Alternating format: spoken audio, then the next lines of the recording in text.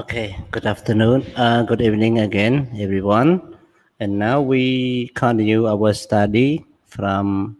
uh, to finish module 1 and also finish module 2 for this time.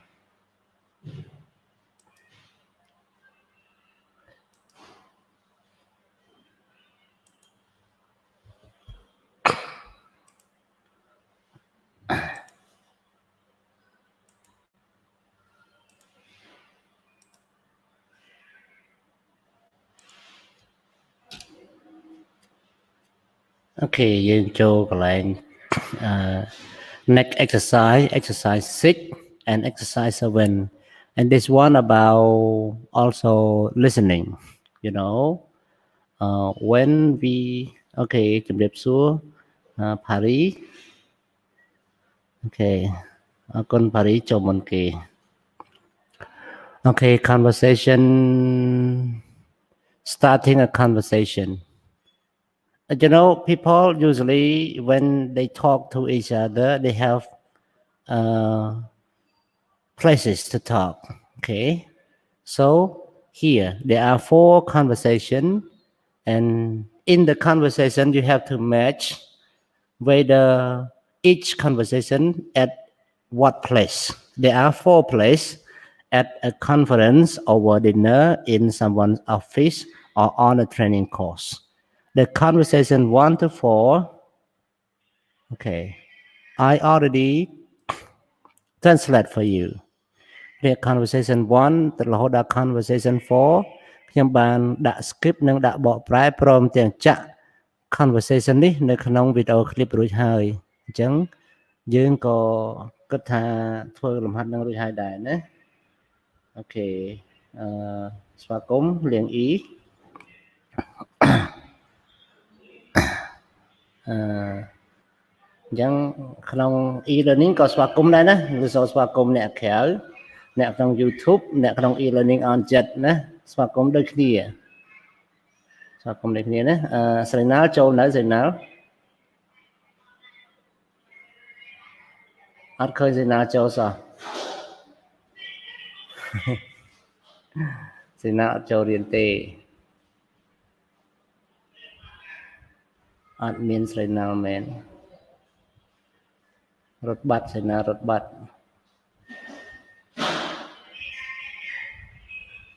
រតនាឃើញនៅក្នុងនេះរតនានិយាយអត់លឺទេនៅនេះមែនទេ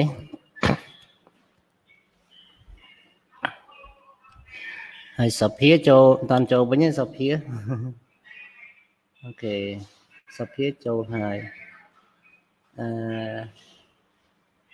សុខជាក៏ចូលហើយដែរណាគុនធាកញ្ញាអូខេlook at exercise we have to make conversation 1 with what place. So I have answer for you already. Conversation 1 in here. Conversation 1 with letter C in someone's office. Conversation 2 with letter A at a conference. Conversation 3 letter D in on a training course.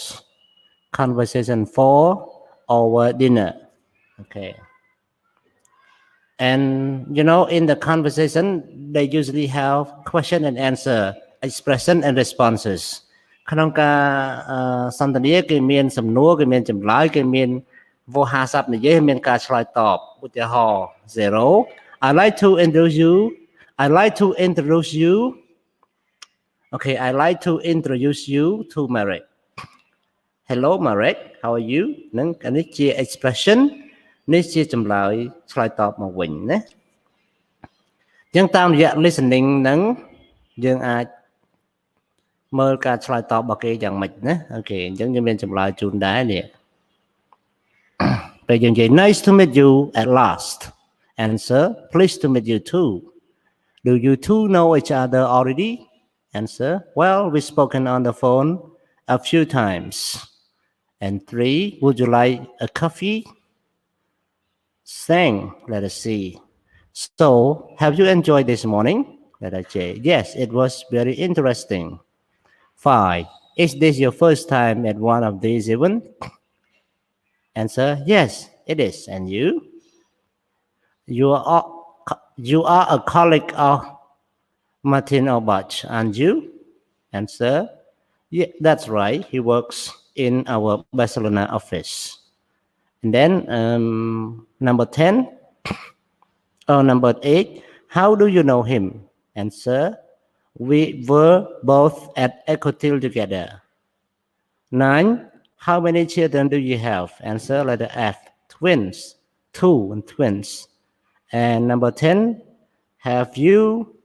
always lived in Lille? Letter G. Yes, most of my life. Number 11, I know your company is looking for a partner on this Thai project. Letter A, yes, is that something you might be interested in? Okay. So this is question and answer, or expression and answer. So please practice speaking if you want to learn speaking. Okay, Sophie, have you done this exercise? And then how about your answer? Whether you have done correctly with my answer or not. Okay, ជំរាបសួរឆយីបាត់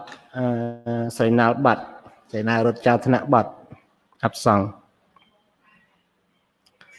អូខេក្នុងលំហាត់លេខ9និងលេខ10 exercise 9 and 10 just want you all practice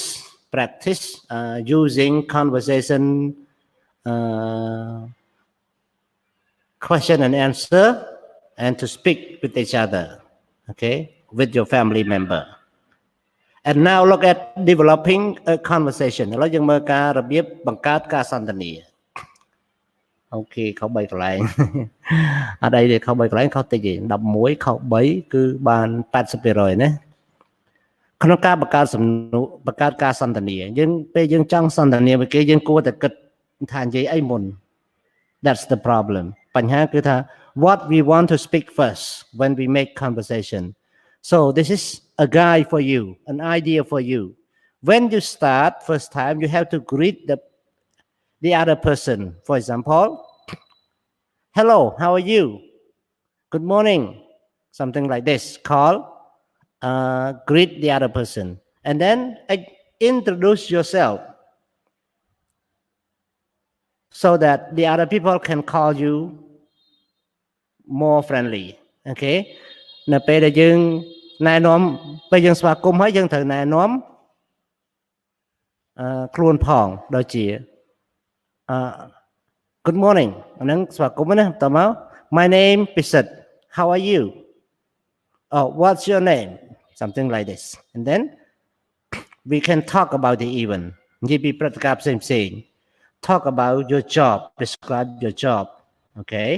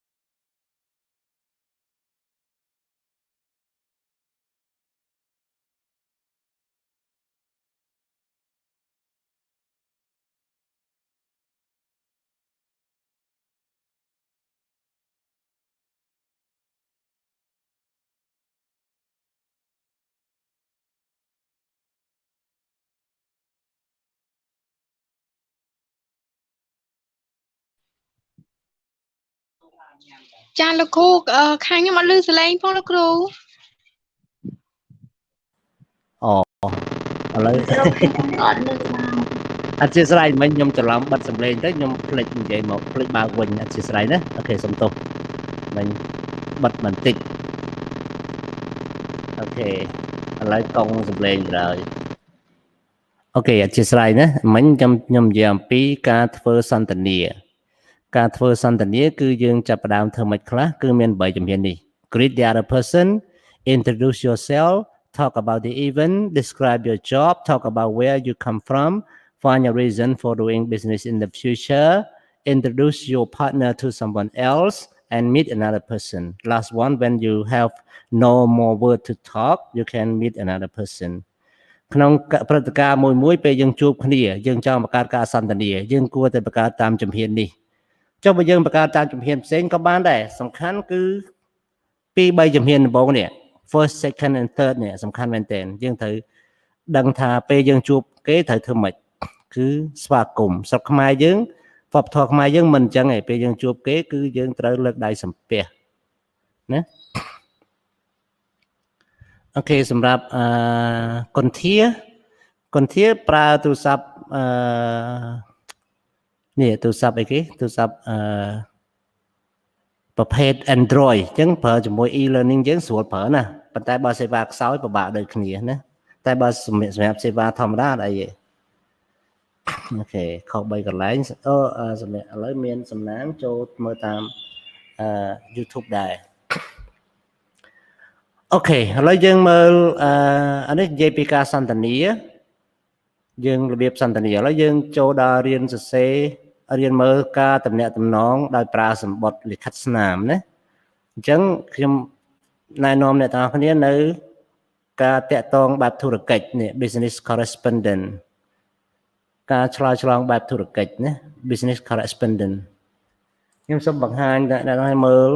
សម្បត្តិ3ប្រភេទនេះជាលិខិត4ប្រភេទណានេះទី1 number 1 this is number 2 this is number 3 this is number 4 okay អាចដាក់4ចឹង this is called memo this is called email this is called letter and this is called note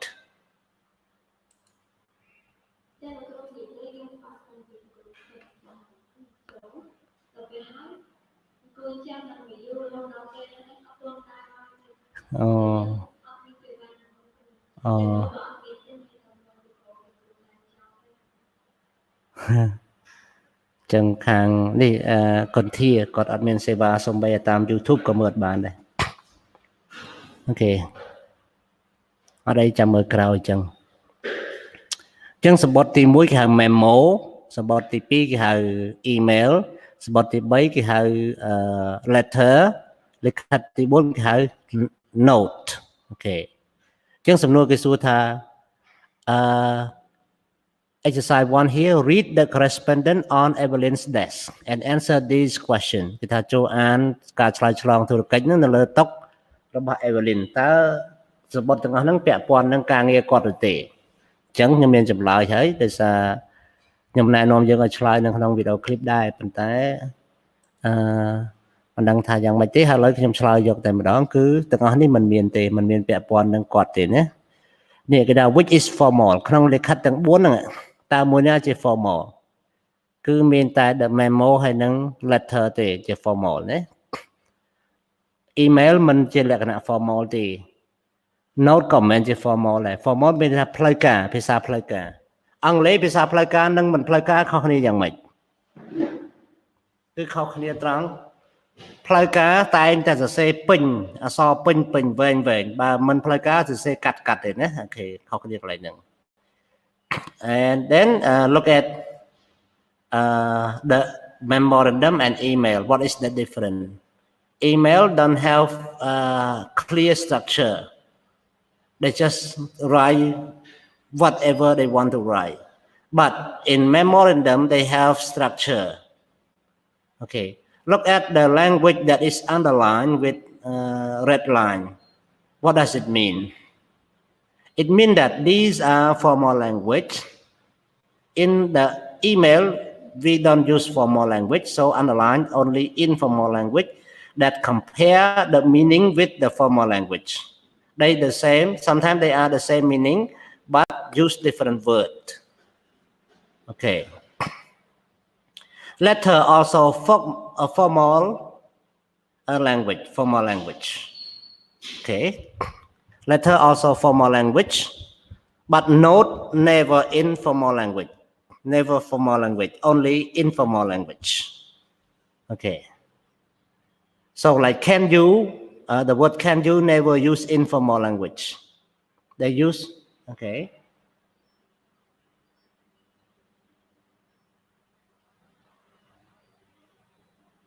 Ấy so con thiên á, ở đây con thiên ở đây thì bà sẽ và hơi đằng thầm mấy á, có chặt tục tha con thiên ban châu riêng đấy nè, cứ mình ăn nhạt bà tết bàn tay chặt tục tha châu riêng nè. Ok, số đấy con thiên, voi ở chuột tiệt, ở đây thì con thiên, tôi bây giờ con thiên ở ban châu riêng có con thiên ban chỉ với bài để xa sẽ bà nè, chẳng khi ông ăn nhạtឲ្យគន្ធាមានវត្តមានដូច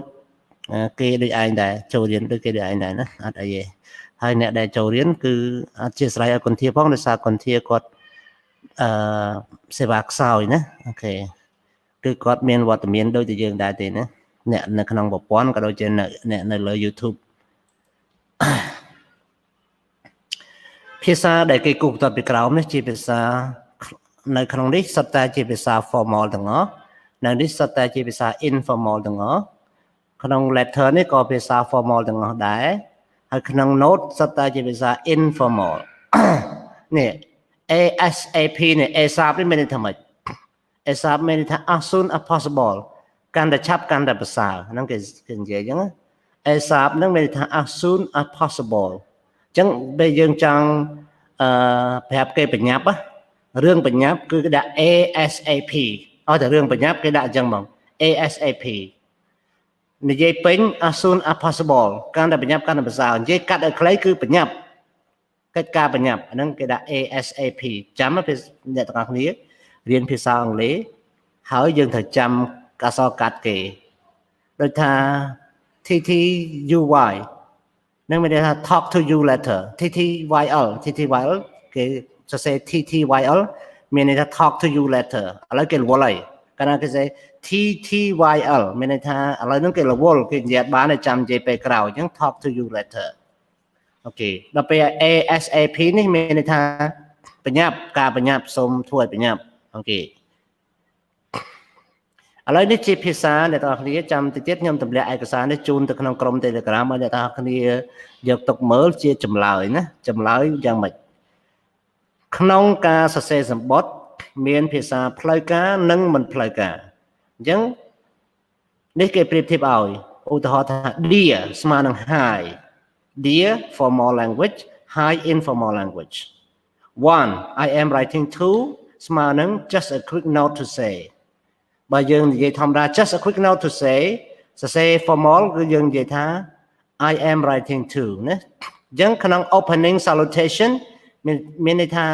ផ្ដើមការស្វាគមន៍ salutation បកប្រែថាការស្វាគមន៍ណាផ្ដើមការស្វាគមន៍ចាប់ផ្ដើមការស្វាគមន៍គឺយើងប្រើពាក្យ dear បកប្រែខ្មែរថាជូនចំពោះដល់ពេល hi សួស្ដីតមកភាសាខាងនេះត្រូវស្មើមួយខាងនេះតាមជួរវាណាអូខេអញ្ចឹងខ្ញុំសូមមិនបញ្យល់ច្រើនទេកន្លែងនេះព្រោះខ្ញុំបានបញ្យល់ច្រើនដែរនៅក្នុងវីដេអូឥឡូវខ្ញុំសូមបញ្យល់ឲ្យចុងក្រោយនេះសំខាន់ណាសំខាន់ជាងគេកន្លែងនេះសំខាន់ជាងគេមិនទៅនេះសំខាន់មែនទែនសំខាន់យ៉ាងម៉េចគឺនៅពេលដែលយើង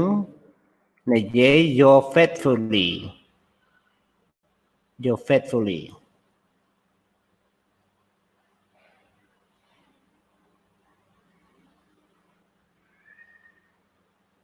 អត់សូវច្បាស់ប៉ុន្តែ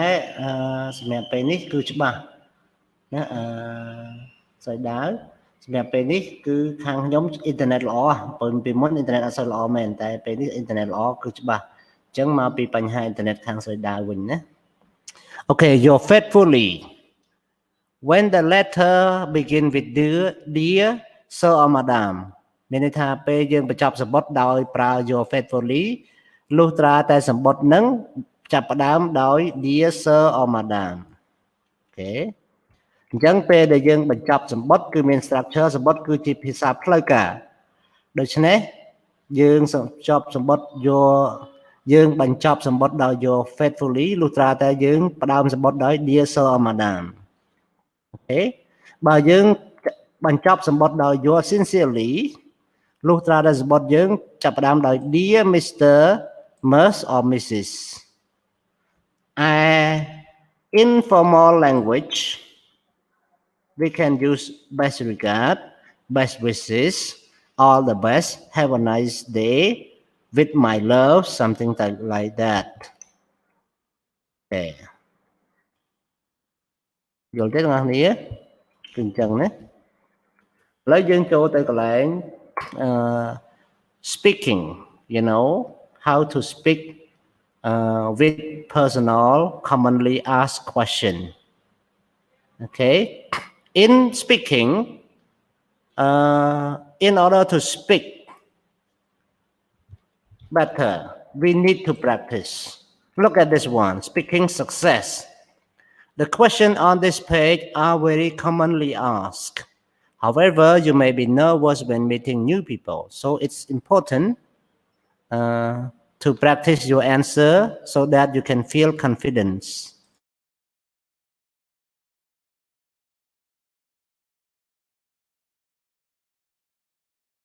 ឈើថ្ងៃហ្នឹងខ្ញុំសុំចេញមុនពីណាគេសុំចេញមុនខ្ញុំសុំចេញមុនសេណាល់ចេញសេណាល់តបចូលមិញហ្នឹងខ្ញុំចូលខ្ញុំចេញភ្លាមខ្ញុំជិះម៉ូតូទៅផ្ទះឈើអត់អីទៅចាស់អូខេអរគុណច្រើនឥឡូវនៅកន្លែងធ្វើការមែនចាអូខេអញ្ចឹងទៅចាស់បាទអរគុណសប្តាហ៍ក្រោយទៅយើងមិនរៀនយូរអញ្ចឹងទេព្រោះសប្តាហ៍ក្រោយយើងអាចរៀន2មេរៀនយើងរៀនតែ1មេរៀនទេណាអូខេអញ្ចឹងបាយបាយបាយអូខេ so when meeting with new colleagues គេថាចេះគេនិយាយថាបើសិនជាអ្នកទាំងអស់គ្នាមិនបើសិនទេអ្នកទាំងអស់គ្នាសំណួរខាងដែលគេប្រើក្នុងតំព័ន្ធនេះគឺគេសួរទូទៅហ្មងគេសួរជាធម្មតាអ្នកណាក៏ចេះយើងក៏ចេះគេក៏ចេះប៉ុន្តែពេលយើងជួបអ្នកមនុស្សថ្មីយើងអាចភ័យយើងអាច nervous ណាយើងអាចភ័យអញ្ចឹងកាលណាយើងភ័យយើងប្រកាសជានិយាយអត់ត្រូវទេអញ្ចឹងដើម្បីកុំឲ្យភ័យគេឲ្យយើង practice answer ask and answer question okay question practice Q&A គឺយើងទៅវឹកហាត់សួរឆ្លើយនេះគេប្រាប់ភាសាដែលគេនិយាយទូទៅនេះ Nice to meet you my name is Pierre អញ្ចឹងក្នុងការនិយាយទូទៅច្រើននិយាយខុសមិននិយាយត្រូវតាមភាសាសរសេរទេអញ្ចឹងគេឲ្យយើងកែវាឲ្យត្រូវនេះខ្ញុំកែជូនហើយ Yes I am thinking អត់ត្រូវគឺ I think មួយទៀត letter B well it's a business study degree and am interesting កាលណាមនុស្សគេអត់ប្រើ ing ទេមនុស្សគេប្រើ ed អញ្ចឹង interested okay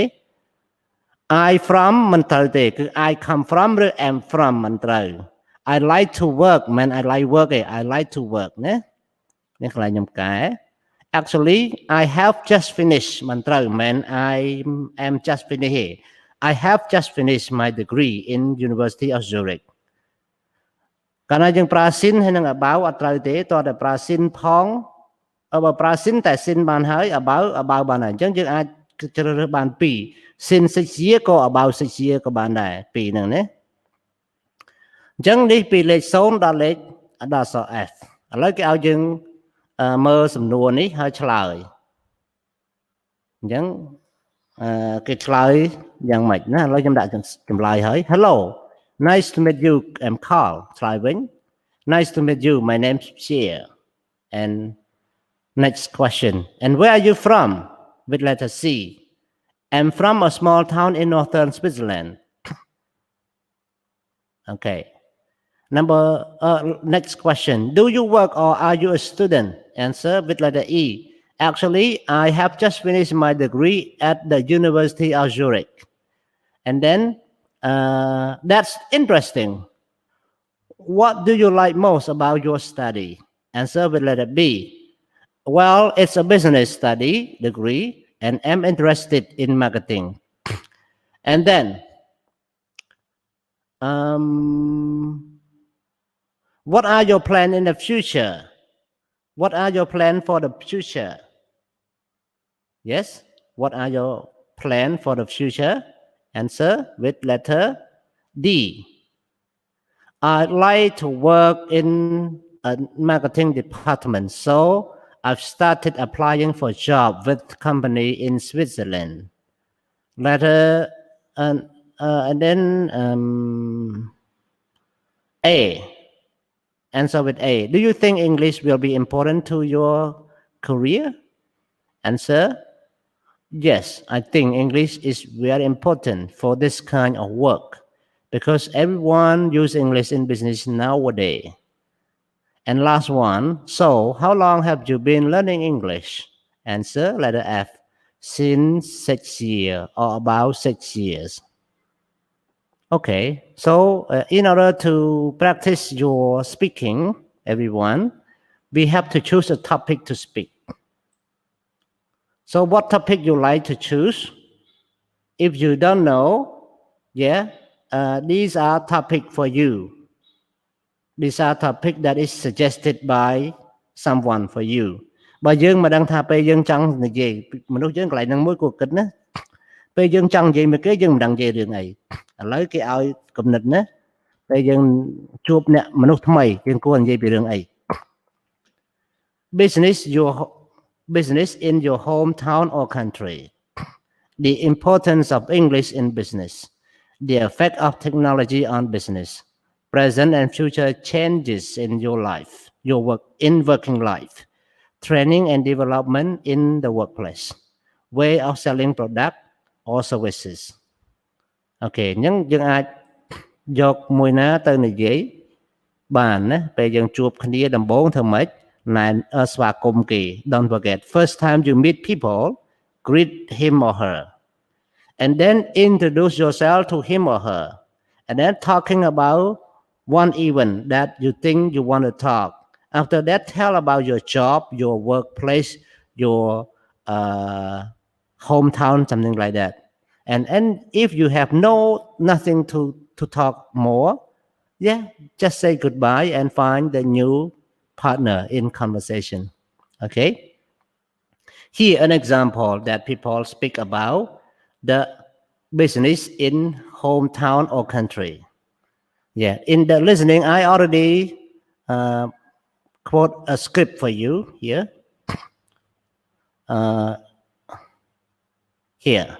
And where do you live exactly? I'm from a small town in northern Switzerland, but at the moment, I'm studying for a business degree, so I live in Zurich.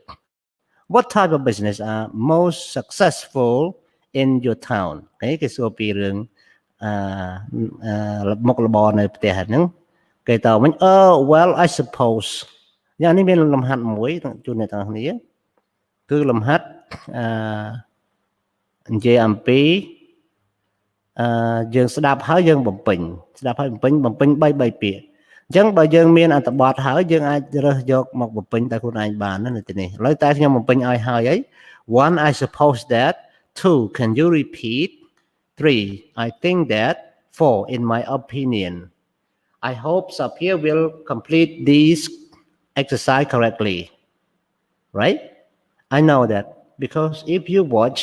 you can listen and you can have document to study so you can have correct answer. Is that right? Okay, now we finish our unit 1, module 1. This is the summary of module 1. នេះជាការសង្ខេបនៅក្នុងមេរៀនទី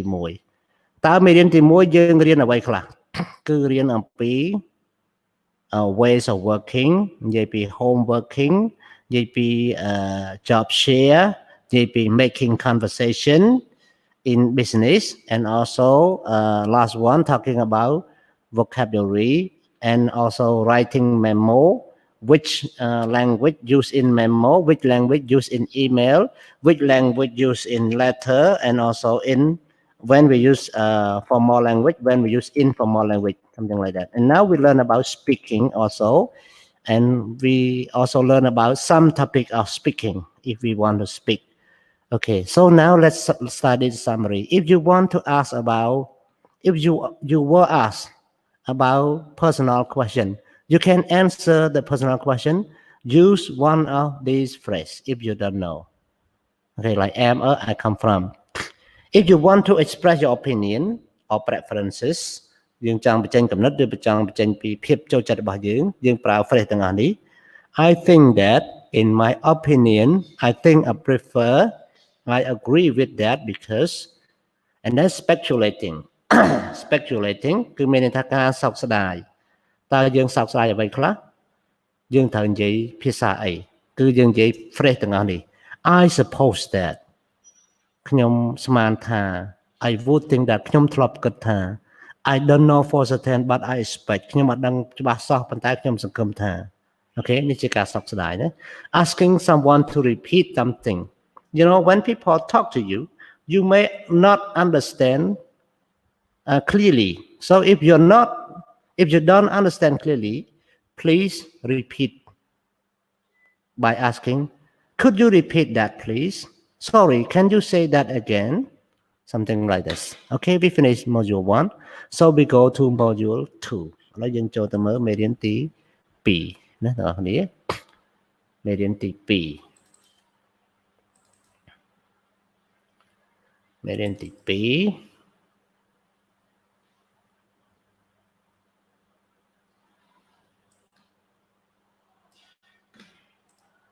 នេះជាមេរៀនទី2បកប្រែអូខេអញ្ចឹងមេរៀនទី1ចប់ហើយខ្ញុំបិទអូខេខ្ញុំបិទហើយអញ្ចឹងខ្ញុំយកអ្វីដែលចប់ហ្នឹងយកទៅទម្លាក់ក្នុង Telegram ឲ្យអ្នកនរគ្នាពេលរៀនចប់ណាអញ្ចឹងអ្នកថាកុំបារម្ភយើងរៀនចប់យើងកត់ចម្លើយមិនទាន់ក៏យើងនៅតែមានលំហាត់សម្រាប់អ្នកនរគ្នាមានចម្លើយសម្រាប់អ្នកនរគ្នាផ្ទៀងផ្ទាត់នៅក្នុងក្រុមផងដែរណាអូខេ so don't worry too much about that so look at module 2 company benefits there are you know when people work they need benefits and incentives អ្នកនរគ្នាពេលយើងធ្វើការយើងចង់បានអីចង់បានគឺផលប្រយោជន៍និងការលើកទឹកចិត្តណាធ្វើការគ្រប់គ្នាមិនថាខ្ញុំមិនថាគេមិនថាពួកយើងទេយើងធ្វើការយើងចង់បានផលប្រយោជន៍និងចង់បានការលើកទឹកចិត្តអូខេអញ្ចឹងការលើកទឹកចិត្តមានកន្លែងធ្វើការមានខុសៗគ្នាយើងមើលនេះកន្លែងធ្វើការខ្លះគាត់ឲ្យអ្វីអូខេដែលធ្វើឲ្យបុគ្គលិកពេញចិត្តដែលបុគ្គលិកចង់បាន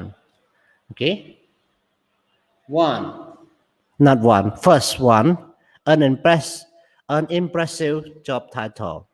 training and development ការបណ្ដុះបណ្ដាលនិងការវិវត្តមិនការវឹកហាត់ទេអ្នកទាំងគ្នាសូមកែតិចណាអានេះជា mistake ជាកំហុសណាការបណ្ដុះបណ្ដាល flexible working hours opportunity to leave opportunity to travel opportunity for promoting parental leave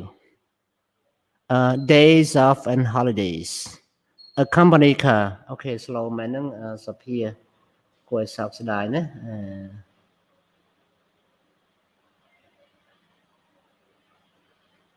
អូខេអត់អីទេការរៀនសរសេរតែងសក្តីក្នុងភាសាអង់គ្លេសមានលក្ខណៈវែងឆ្ងាយណាស់ស្រីដាវអើយពិបាកបើចង់រៀនសរសេរ essay writing វាមានខ្ញុំនឹងមានបើកវគ្គមួយវគ្គសរសេរអញ្ចឹងមួយចាំពេលចាប់កូវីដខ្ញុំមានបើកណាខ្ញុំមានបើកព្រោះតែការរៀនយូររៀនយ៉ាងតិចក៏4ខែដែរតម្រាំបានចេះសរសេរតែងសក្តីក្នុងភាសាអង់គ្លេសណា essay writing វាមានជំហានមុននឹងចូលដល់រៀនសរសេរតែងសក្តីតរៀនសរសេរកថាខណ្ឌសិនរៀនសរសេរកថាខណ្ឌចេះហើយបានយើងតម្លើងទៅជាតែងសក្តីបានអញ្ចឹងណាអូខេស្រីដាវអង់គ្លេសល្អណា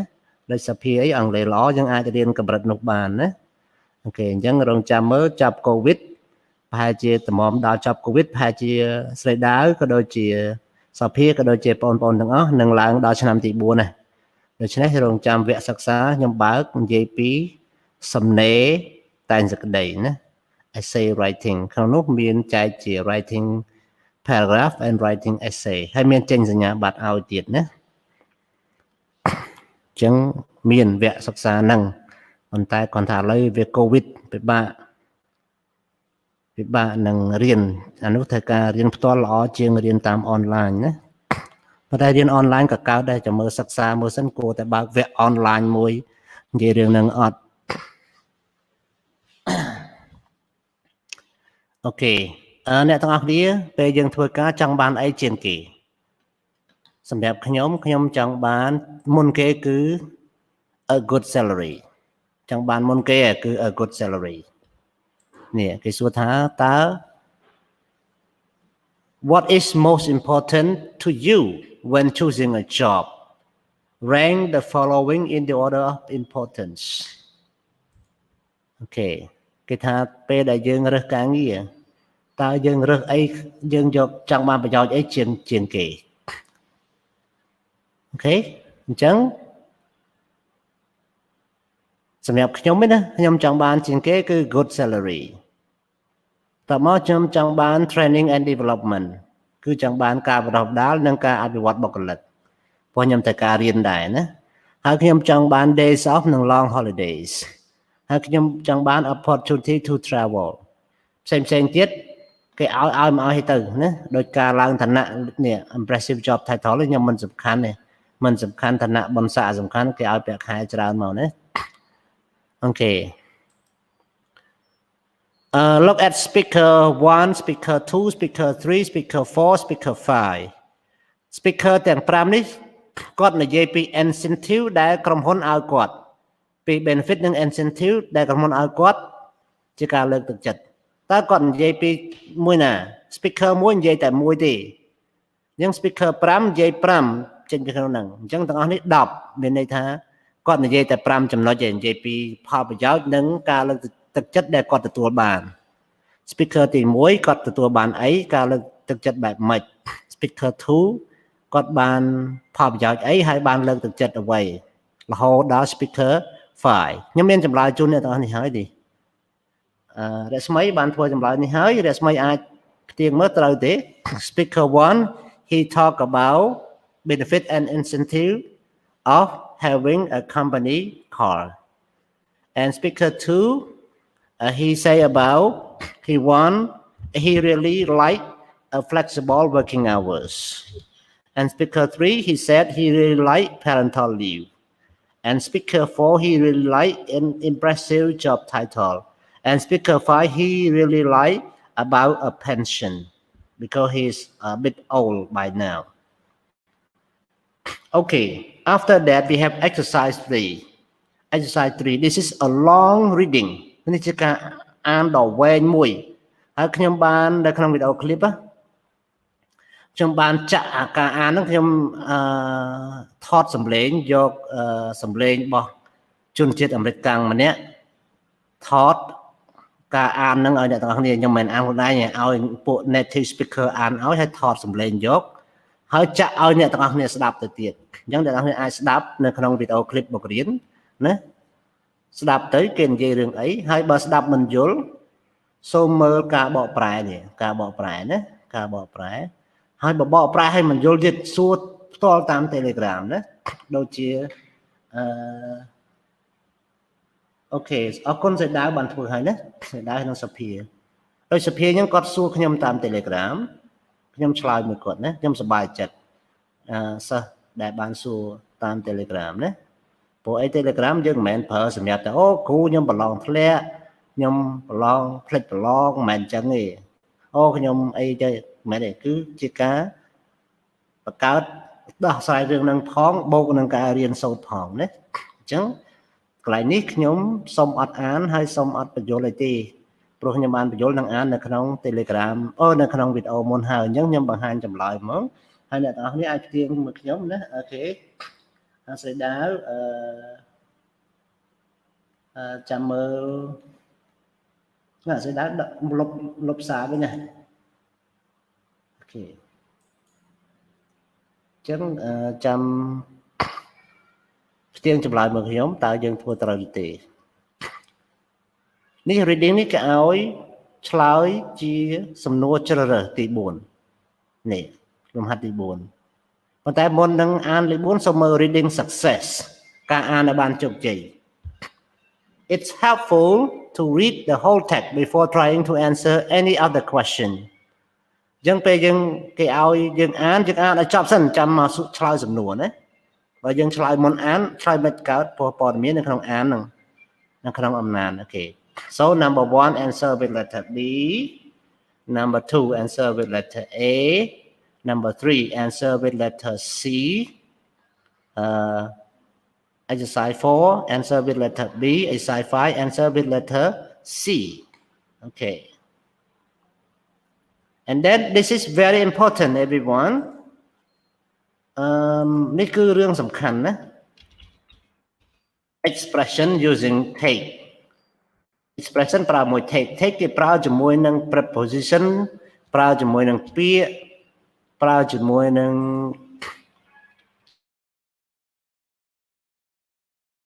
បាទនេះតោះនេះ take for granted កាលពីម៉ោងទី1ខ្ញុំនិយាយ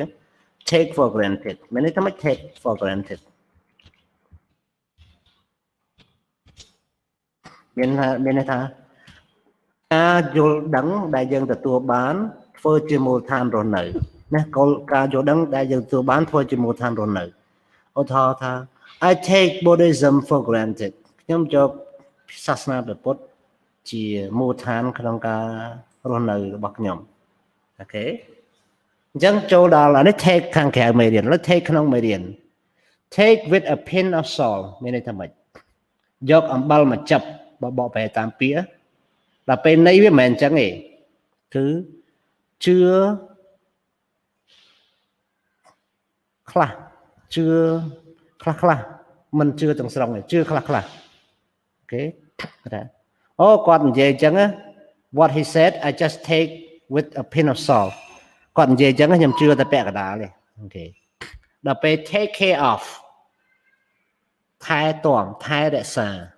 for example គឺ take បូកនឹងមនុស្សមកថា take my teacher to my life មានថាយកគ្រូខ្ញុំធ្វើជាឧទាហរណ៍នៃជីវិតខ្ញុំអូខេ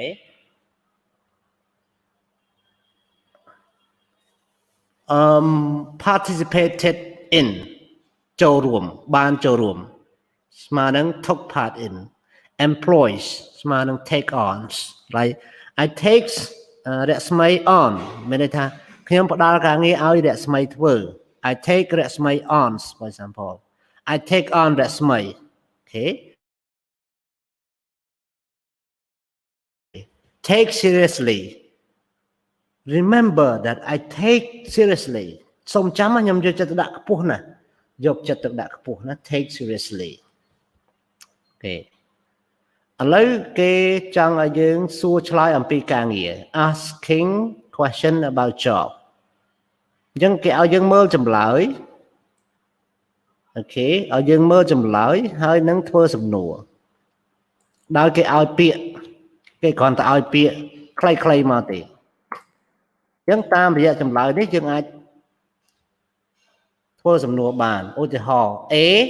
it's like a family អញ្ចឹងwhy do you like the company and ឆ្លើយវិញ it's like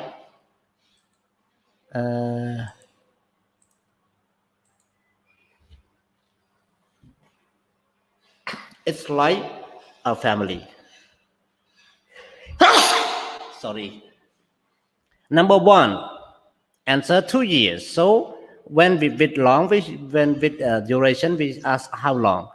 long have you been working for the company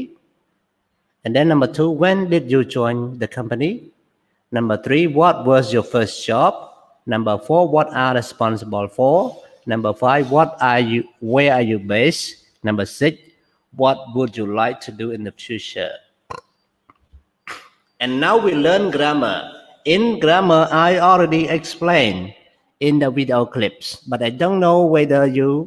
watch or not if you watch it would be great okay បើសិនអ្នកទាំងបានមើលពិតជាល្អណាក្នុង past tense ជាទូទៅកាលអីក៏ដោយមាន 4 aspect ជាទូទៅប៉ុន្តែការប្រើប្រាស់មិនទូទៅទេការប្រើប្រាស់មិននិយាយរឿងទូទៅទេណាអូខេការប្រើប្រាស់ក្នុង past tense គេមិនប្រើប្រាស់ past perfect continuous ទេគេអត់ប្រើទេណាគេមិនដែលប្រើ past perfect continuous ទេប៉ុន្តែគេប្រើ past 3គឺ past simple past continuous និង past perfect ណាយ៉ាងមើល past simple ប្រើជាមួយនឹងស្អីខ្លះ past simple ប្រើជាទូទៅគឺប្រើជាលក្ខណៈប្រៀបធៀបទៅនឹង present perfect និង present continuous យ៉ាងក្នុង past simple ការប្រើភាសានៅក្នុងភាសាអង់គ្លេស the use of language in English in the past tense there are 5 aspects not 4 and all the 5 not original past tense there are 2 come from present tense also used in past tense okay ចឹងគេនិយាយថាការប្រើអតីតកាលក្នុងភាសាអង់គ្លេសគឺមាន5មិនមែនមាន4ដូច present tense ទេដោយគេលុប past tense មួយចោលប៉ុន្តែគេបញ្ចូលថែម present 2មកនៅក្នុង past tense អញ្ចឹង past simple រឿងកើតក្នុងអតីតកាលហើយបច្ចុប្បន្នគ្មានទេឯរឿង present perfect រឿងកើតក្នុងអតីតកាលដូច past simple ដែរប៉ុន្តែវាបន្តមកដល់ឥឡូវស្ថានភាពបន្តមកដល់ឥឡូវស្ថានភាពក្នុងអតីតកាលតមកដល់ឥឡូវគេហៅ present perfect សកម្មភាពក្នុងអតីតកាលតមកដល់ឥឡូវគេហៅ present perfect continuous អញ្ចឹង present perfect និង present perfect continuous ខុសគ្នាត្រង់ថាមួយជាស្ថានភាពមួយជាសកម្មភាព present perfect ជាស្ថានភាព present perfect continuous ជាសកម្មភាពណាស្ថានភាពនិងសកម្មភាពខុសគ្នាមិនខុសគ្នាត្រង់ថាជាលក្ខណៈពិពណ៌នាជាលក្ខណៈអារម្មណ៍អាហ្នឹងស្ថានភាពដល់ពេល present perfect continuous លក្ខណៈសកម្មភាពគឺលក្ខណៈដែលយើងមើលឃើញស្ដាប់ឮទទួលផលអូខេ for example I have taught English at AU since 2002 និយាយបែបហ្នឹងបានប៉ុន្តែវាមិន perfect បើចង់ឲ្យបានល្អតើនិយាយជា present perfect continuous តើជា I have been teaching for AU since 2002 តែបើខ្ញុំនិយាយថាខ្ញុំជាគ្រូ I have been a teacher មិនអាច I have been being a teacher ទេ I have been a teacher ខ្ញុំមិនអាចឬក៏ I have become a teacher at AU for 20 years ឃើញទេក្នុងហ្នឹងប្រើ present perfect គឺសម្រាប់ពាក្យណាដែលមិនមែនជាសកម្មភាពណាអូខេកាលណាសកម្មភាពត្រូវប្រើ present perfect continuous សម្រាប់ករណីរឿងអតីតកាលកើតមកដល់ឥឡូវចុះ past continuous និង past perfect ប្រើសម្រាប់អី past continuous ប្រើសម្រាប់ជា background របស់ past simple ឧទាហរណ៍ background ជាសាវតារបស់គេ when I was taking a bath someone called me ឃើញទេ call ហ្នឹងវាមកដល់ background វានៅមុនហើយវាមកដល់ហ្នឹងកាត់ឯ past perfect រឿងដែលកើតក្នុងអតីតកាលចប់បន្ទាប់មកកើតរឿងក្នុងអតីតកាលមួយទៀតឧទាហរណ៍ when I arrived home I saw my cat were killed អូខេអញ្ចឹងមានន័យថាមកដល់ហើយបានឃើញឆ្មានឹងគេសម្លាប់អូខេអញ្ចឹងខ្ញុំបញ្ចូលសង្ខេបខ្លីទៅលើ grammar ហើយសូមអ្នកទាំងគ្នាមើលចម្លើយអូខេអ្នកទាំងគ្នានៅក្នុង e-learning ស្ដាប់ខ្ញុំឮទេសួស្ដីបងក្នុង e-learning ស្ដាប់អូខេអរគុណអូខេហើយយល់ដែរខ្ញុំបញ្យល់មិញយល់ដែរលោកគ្រូមិនតែរៀងអត់សូវតន់រឿង past perfect continue ហ្នឹងហើយ past perfect continue និង past perfect simple វាគ្រាន់តែមួយជាស្ថានភាពមួយជាសកម្មភាពស្ថានភាពមានន័យថាដូចថាខ្ញុំគឺជាគ្រូបង្រៀនអាហ្នឹងមិនមែនសកម្មភាពទេអញ្ចឹងបើសិនជាខ្ញុំនិយាយថាខ្ញុំជាគ្រូបង្រៀនរបស់អាស៊ីអឺរ៉ុបតាំងពីឆ្នាំ2002អូខេអញ្ចឹងខ្ញុំអាចនិយាយថា I have become a teacher at AU since 2002 អញ្ចឹង verb become ហ្នឹងគឺ verb ស្ថានភាពណាមិនមែនជាសកម្មភាពទេតែបើខ្ញុំនិយាយថាបង្រៀនគឺសកម្មភាពណាអ្នកថាឃើញការបង្រៀនអញ្ចឹងខ្ញុំនិយាយថា I have been teaching at AEU since 2002 ឃើញទេពីរហ្នឹងគឺប្រើដាច់គ្នាចុះពីរហ្នឹងអា present perfect continuous អាចប្រើ perfect simple បានទេបានតែគ្រាន់ថាវាបើក្នុងលំហាត់ក្នុងការសរសេរផ្លូវការអីគេមិនសរសេរ present perfect simple ទេ speaking គេមិនប្រកាន់ទេណាអូខេអញ្ចឹងខ្ញុំសូមថែមប៉ុណ្ណឹងឥឡូវគេឲ្យមើលលំហាត់នេះគេឲ្យគូសបន្ទាត់ពីក្រោម verb ខ្ញុំគូសឲ្យហើយគេឲ្យយកមកបំពេញហើយខ្ញុំបំពេញឲ្យហើយទៀតណាបើសិនជាអ្នកនរនេះបានធ្វើហើយអូខេso that បានសរសេរថា past simple tense is used to refer to action which were completed in a time period before a present time right or wrong yeah you are right so that you are right present time there is no more that is I mean it doesn't happen by now okay for example when I was young I can swim across the river ប៉ុន្តែឥឡូវខ្ញុំអាចហែលទឹកបានទៀតទេហែលឆ្លងទន្លេបានទៀតទេអត់បានទេចាស់ហើយណាកាលពីនៅក្មេងខ្ញុំហែលឆ្លងទន្លេពីម្ខាងទៅម្ខាងហើយកាលនោះអត់សូវមានកប៉ាល់ហ្នឹងឥឡូវមានកប៉ាល់ឥឡូវហែលមិនរួចកប៉ាល់បុកឥឡូវហ្នឹងកាលនោះមានកប៉ាល់ឯណាខ្ញុំចង់ទៅត្រើយម្ខាងខ្ញុំហែលពីអ្នក4 5នាក់មួយមិត្តភ័ក្តិទៅដល់មកជាងទន្លេដល់មកជាងទន្លេហើយហែលអត់ខ្លាចទេសម័យនោះឥឡូវមិនហ៊ានទន្លេយើងអាកន្លែងបដុំស្ពានជ្រោយចវាហ្នឹងខ្ញុំហែលឆ្លងទៅមុខទឹកកាលហ្នឹងខ្ញុំនៅអាយុ4 5 10អីហែលលេងឆ្លងមកខាងគ្មានខ្លាចអីបន្តិចទេតែសម័យនោះអត់សូវមានកប៉ាល់ទេកប៉ាល់មកមួយហ្នឹងយើងហែលពេលល្ងាចពេលព្រឹកអីអត់សូវមានកុំឲ្យពេលថ្ងៃអញ្ចឹងរឿងនោះអតីតកាលឥឡូវអត់មានទេខ្ញុំធ្វើកើតទេឥឡូវអូខេអញ្ចឹងយើងមើល present perfect មួយទៀតនេះឃើញទេមួយជា situation មួយជា action គឺចំណុចខុសគ្នាអញ្ចឹងមួយជា situation មួយជា action មួយជាស្ថានភាពមួយជាសកម្មភាពតែរឿងវាដូចគ្នាចាប់ផ្ដើមក្នុងអតីតកាលតមកដល់ឥឡូវណាអូខេសួយដាវអរគុណណាសួយដាវបាន typing មកកណោនៅក្នុង comment YouTube នេះជាចម្លើយមួយទៀតពាក់ព័ន្ធនឹងប្រវត្តិក្រុមហ៊ុននិងប្រវត្តិបុគ្គលិកបើនិយាយពីក្រុមហ៊ុនប្រវត្តិក្រុមហ៊ុនគឺសរសេរ past tense សុទ្ធប៉ុន្តែបើនិយាយប្រវត្តិបុគ្គលិកគឺបុគ្គលិកដោយសារជារបស់មានជីវិតអញ្ចឹងគាត់អាចមានរឿងថ្មីអញ្ចឹងគាត់អាចសរសេរជា present perfect ខ្លះណាអញ្ចឹងខ្ញុំសូមឲ្យអ្នកទាំងអស់គ្នាមើលចម្លើយចុះខ្ញុំមិនអានជូនទេយើងចូលទៅចំណុចបន្ទាប់នេះជាចំណុចសំខាន់មួយដែរក្នុងមេរៀនគេឲ្យយើងបំពេញកិរិយាសព្ទដែលក្នុងវងកញ្ចក់ហ្នឹងជា past simple ជា present perfect or present perfect continuous but the most important thing is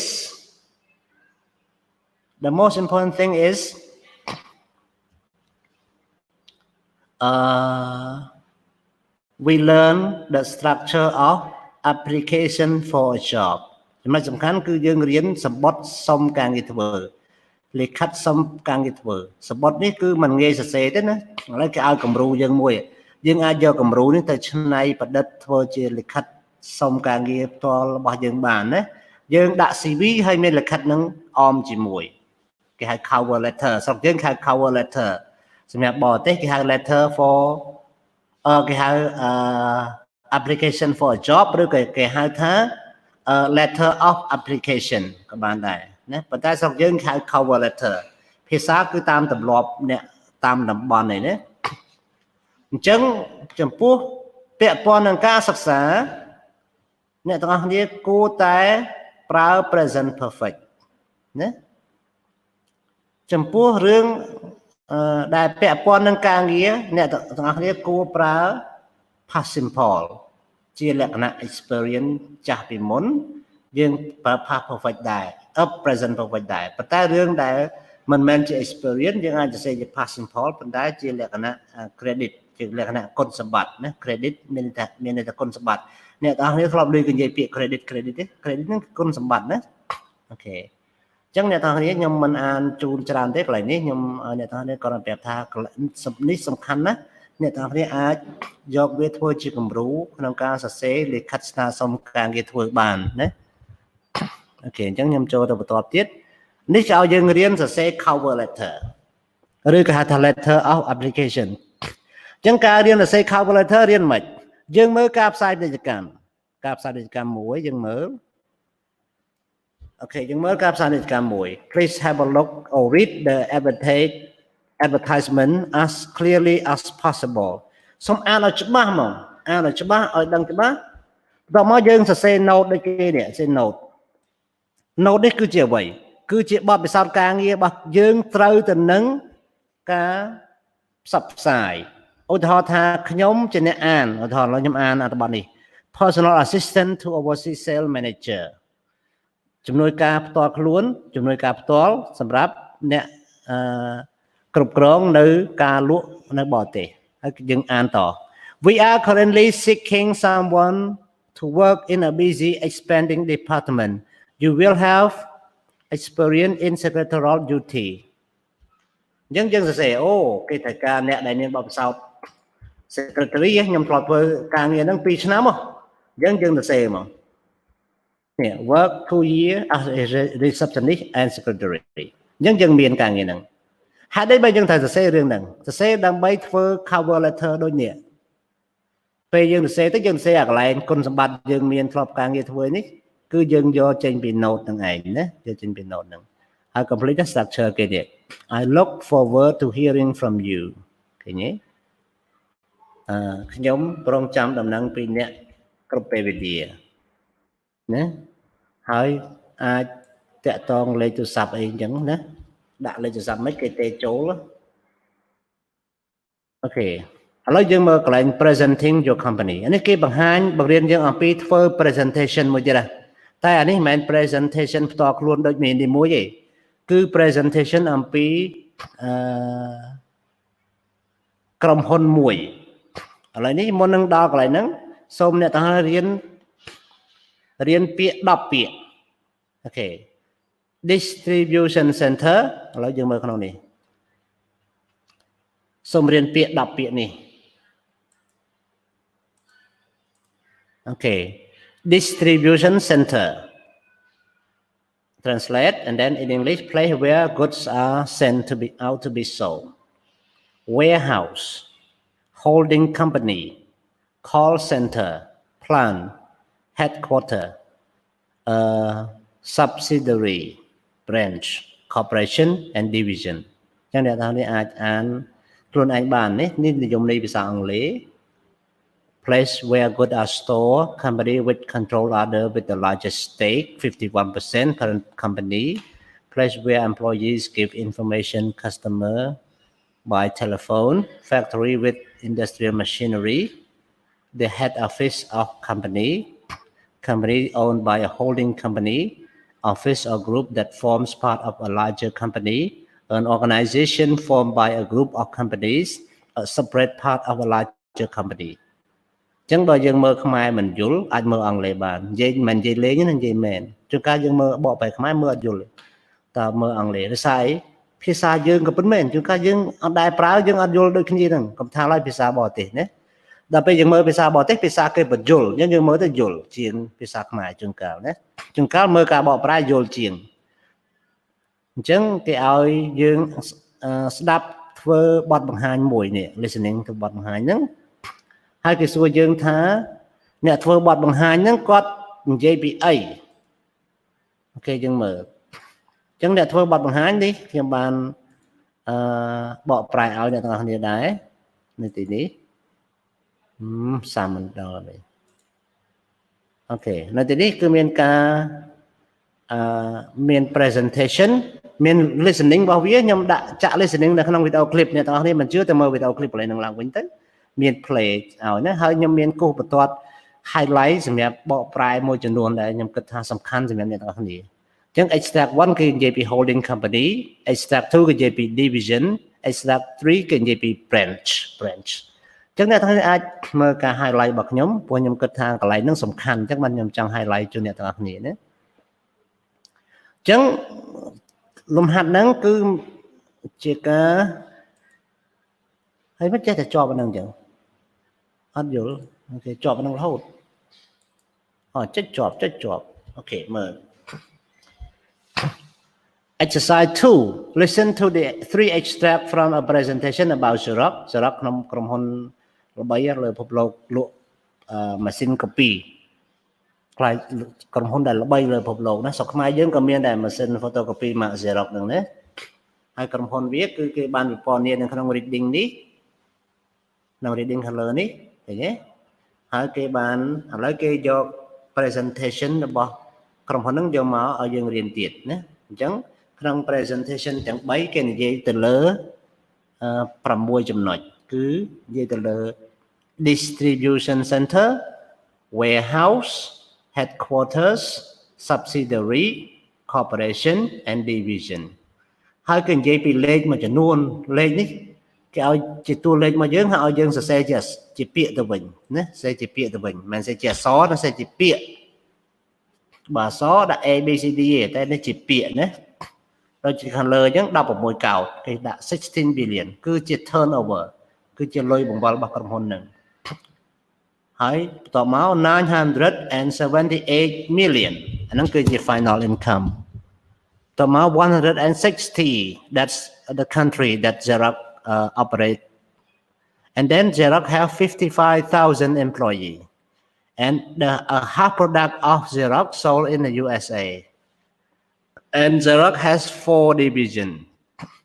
and Xerox also spends 6% of revenue to R&D to research and development okay and 5 billion that's income from Europe and then 2 billion for the rest of the world revenue it means that only in Europe this is the biggest income and for the rest of the world have got only 2 billion and 1906 refer to the year that the company was founded okay and 112 billion that the total market turnover the total market money of the Xerox company okay so look at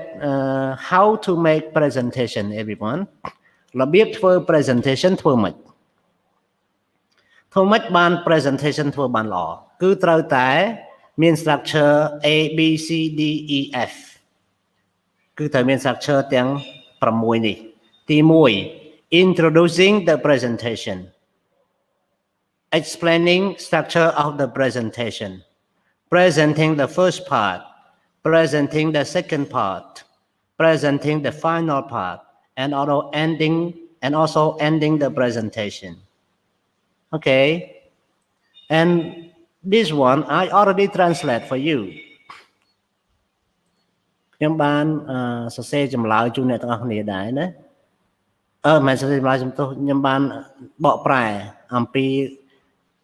stages in making presentation ណាហើយខ្ញុំបានបកប្រែទាំង statement នេះទៀត statement ដែលត្រូវប្រើក្នុង presentation ការប្រើ statement ក្នុង presentation យើងត្រូវប្រើ statement អស់ទាំងនេះអូខេអញ្ចឹង statement ទាំងអស់នេះនៅក្នុងជំហានណាមួយអូខេអញ្ចឹងមើលចម្លើយខ្ញុំបានដាក់ជូនអ្នកទាំងអស់គ្នាដែរណាអូខេថ្ងៃនេះខ្ញុំសយអីចេញតែនឹងរហូតចឹងចេញតែបាំងរហូតនេះក្នុងហ្នឹងគឺខ្ញុំបានដាក់ជំហានឧទាហរណ៍ថា today I'd like to tell you about អាហ្នឹងក្នុង stage A This is so that bring me to an end of my presentation ឥឡូវសូមដល់ទីបញ្ចប់នៃ presentation ខ្ញុំហើយអញ្ចឹងគឺចំណុចចុងក្រោយណាអញ្ចឹងអ្នកនរនេះអាចមើលកន្លែងហ្នឹងបានទេណាអូខេនេះរបៀបធ្វើ presentation ធ្វើម៉េចក្នុង speaking when you start presentation don't forget to make your voice up when beginning the sentence and when the ending the sentence you have to make the voice lower for example good morning the voice up and when you finish the sentence and thank for coming with the word important you should make a short pause យើងគួរតែធ្វើការឈប់មកផ្លែៗក្នុងមួយពាក្យដើម្បីឲ្យគេស្ដាប់ច្បាស់ពេលយើងចាប់ផ្ដើមនិយាយដំបូងណា Today I'd like to tell you about the world's largest document management company អូខេកន្លែងនេះខ្ញុំបានចាក់ឲ្យស្ដាប់នៅក្នុងវីដេអូឃ្លីបអ្នកទាំងអស់គ្នាទៅមើលវីដេអូឃ្លីបឃើញការបញ្យល់របស់ខ្ញុំច្បាស់ជាងណាអូខេអញ្ចឹងខ្ញុំសូមបញ្យល់ប៉ុណ្ណេះទៅចូលដល់ giving presentation ការធ្វើបទបង្ហាញ ចឹងគេឲ្យយើងរៀនធ្វើដល់យើងគេឲ្យចំណោទយើងនេះគេឲ្យចំណោទយើងអស់ហើយនេះចំណោទយើងគឺឲ្យយើងបង្កើតធ្វើជាក្រុមហ៊ុនមួយតមក present ឲ្យក្រុមហ៊ុនដៃគូរបស់យើងធ្វើអីខ្លះនេះតើក្រុមហ៊ុនយើងឈ្មោះអីលក់ផលិតផលសេវាកម្មអីគេហើយយើងមានចំណូលប្រមាណហើយយើងចុងក្រោយយើងនៅណាប្រមាណហើយយើងមានចំណាយប្រមាណ%ទៅលើក្រុមហ៊ុនណាអូខេធ្វើអញ្ចឹងរហូតមកខ្ញុំបានបញ្យល់នៅក្នុងនេះគំនុះនេះសិតខ្ញុំគូសពេលខ្ញុំបញ្យល់នៅក្នុងអីគេនៅក្នុងវីដេអូឃ្លីបណាក្នុងវីដេអូឃ្លីបរួចហើយអធិស្ឋានអ្នកនរអ៊ីនធឺណិត slow មែនទេនេះវាផ្លឹបផ្លែតនៅក្នុង YouTube ណាបាត់ជារំខានមែនផ្លឹបផ្លែតនៅ YouTube អូខេតទៀតអ្នកនរធ្វើរំផ្លែកទាំងអស់អ្នកទាំងអស់គ្នាមានពិបាកទេវាផ្លឹបផ្លែតពេកអូខេចូលដល់ការសរសេរ memo មិញយើងរៀនអំពី memo អ្នកនរគ្នាទៅយើងរៀនពី memo ក្នុងមេរៀនទី1ឥឡូវមេរៀនទី2នេះក៏រៀនសរសេរ memo ពេលយើងសរសេរ memo complete structure វា structure វាគឺមាន4នឹងចំណុច to from date និង subject ក្នុងឯកសារបកប្រែខ្មែរមានណានេះមាន to មាន from មាន date មាន subject ខ្ញុំបកប្រែហើយណាអញ្ចឹងអត្ថបទមួយនេះខ្ញុំបានបកប្រែហើយដែរណាអូខេ to all staff from អីចឹងណាប៉ុន្តែគេថាមុននឹងយើងសរសេរ memo ដោយស្រីដាវចង់រៀនសរសេរ essay writing នឹងត្រូវហើយនេះសត្វតែជា essay writing ហើយសត្វជាតែងសេចក្តីណាអញ្ចឹងពេលយើងសរសេរ memo យើងគួរតែ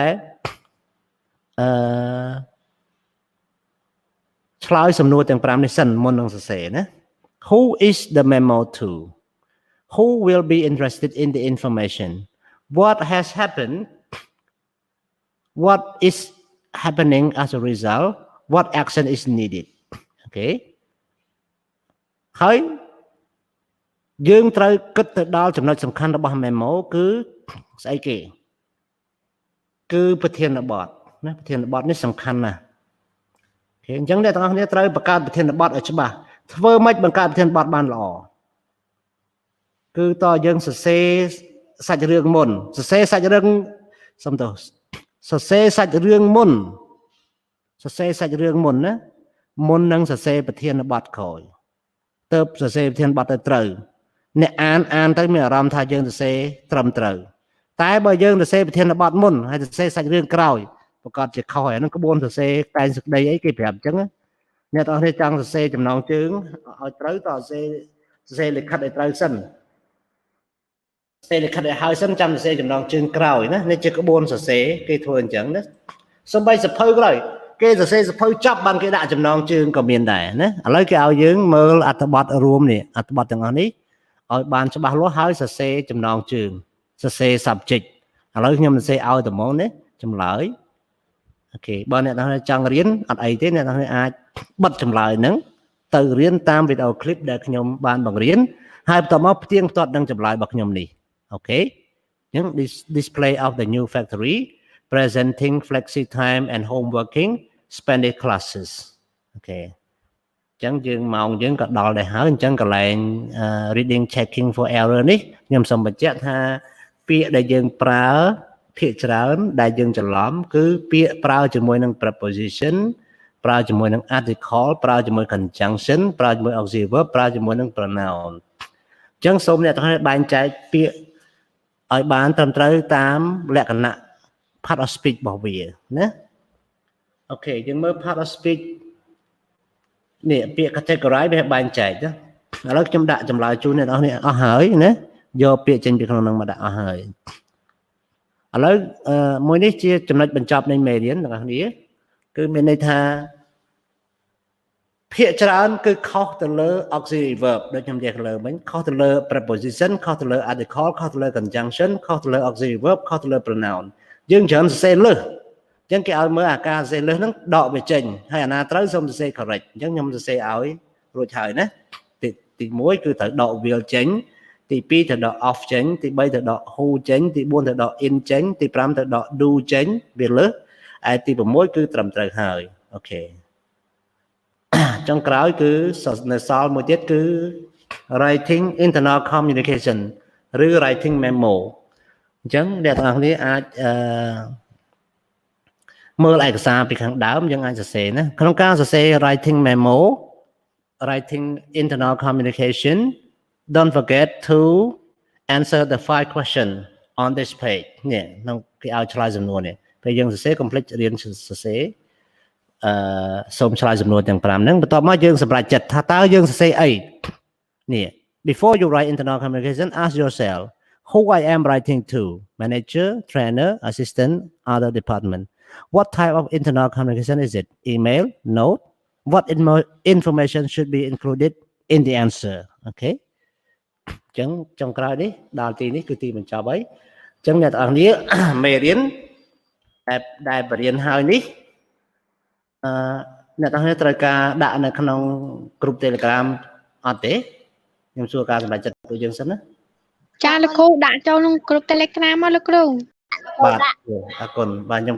ព្រោះខ្ញុំមិននឹងដាក់ខ្ញុំតែសួរសម្រេចចិត្តអ្នកទាំងអស់គ្នាសិនណាអូខេចាលោកគ្រូដាក់ហើយលោកគ្រូបាទអរគុណច្រើនលោកគ្រូអរគុណច្រើនឥឡូវយើងចប់ហើយណាអញ្ចឹងក៏យើងជប់ជើដែរហើយអរគុណអ្នកទាំងអស់គ្នាដែលតស៊ូមកដល់ពេលនេះគឺចំណុចសល់16នាក់អញ្ចឹង16នាក់ខ្ញុំសូមមើលមកតិចបានទេលោកគ្រូបានលោកគ្រូតែអត់បានទេលោកគ្រូកាត់រូបដាក់ក្នុងមហាវិទ្យាល័យហ្នឹងមានអីអ្នកបង្ហាញបានក៏បានអ្នកអត់បានអត់ទេណាបន្តិចមកបង្ហាញតិចមកនេះដោយសភាគាត់នៅក្នុង YouTube ផងនៅក្នុងថ្នាក់ផងណាអូខេសភាកុំតាអាចចេញណាខ្ញុំបើកកាមេរ៉ាចេញផងលោកគ្រូអីមិនបាច់បើកក៏បានដែរឲ្យតែចេញរូបថតដោយសភាអ្នកសភាហើយអូខេអ្នកទាំងនេះអត់ចេះដាក់រូបថតនៅក្នុង e-learning អត់ចេះទេលោកគ្រូអត់ដឹងគេដាក់មិនផងចូលកន្លែងប្រវត្តិរូបចូលកន្លែងប្រវត្តិរូបកន្លែងរូបថតហ្នឹងនៅហ្នឹងមានមកជួរហ្នឹងមានពាក្យប្រវត្តិរូបហើយយើងចូលប្រវត្តិរូបទៅដាក់រូបថតចូលបានណាអូខេចាអរគុណលោកគ្រូបាទអូខេខ្ញុំកាត់រូបណាមួយយ៉ាតាមរាប់ផងហើយញញឹមបាត់តំណាអស់ហើយបើវិញខ្ញុំបើកអត់ចាញ់ផងបាទម្នាក់ទៀតម្នាក់ពីរនាក់ទៀតមកអូខេអត់មានទេអញ្ចឹងប៉ុណ្ណឹងក៏បាន3នាក់1 2 3សភាបានរូបថតណាសភាបានរូបថតហើយបើបានរូបភាពហើយគឹមតេងបានរូបថតដែររូបភាពដែរមែនអូខេអញ្ចឹងសម្រាប់ពេលនេះ